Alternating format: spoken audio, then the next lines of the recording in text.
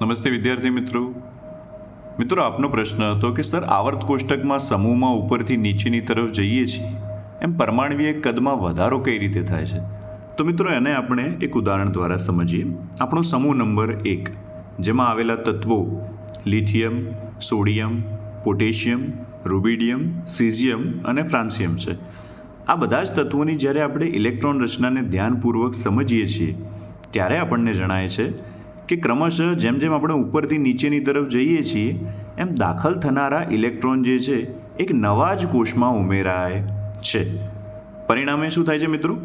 જેમ જેમ સમૂહમાં ઉપરથી નીચેની તરફ જાઓ છો એમ પરમાણવીય ક્રમાંક વધવાની સાથે ઇલેક્ટ્રોનનો વધારો થાય છે અને એ ઇલેક્ટ્રોન જે છે એક નવા કોષમાં ઉમેરાય છે.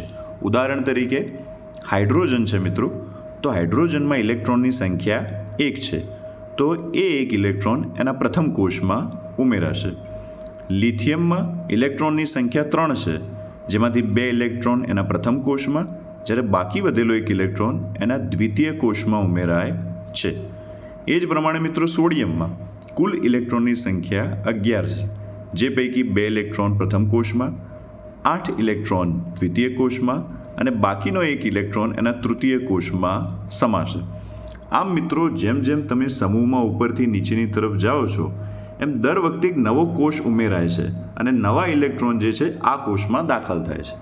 પરિણામે જેમ જેમ સમૂહમાં ઉપરથી નીચેની તરફ જાઓ છો એમ નવા કોષ ઉમેરાવાથી આ જે તમારો બાહ્યતમ કક્ષાનો ઇલેક્ટ્રોન છે એ અને આ કેન્દ્ર એના વચ્ચેનું અંતર ક્રમશઃ વધતું જાય છે અને જેના પરિણામે તમારો જે પરમાણુ છે એના કદમાં પણ ક્રમશઃ વધારો થતો જોવા મળે છે. માટે જ કહેવાય છે કે સમૂહમાં ઉપરથી નીચેની તરફ જતા પરમાણુના કદમાં વધારો થાય છે.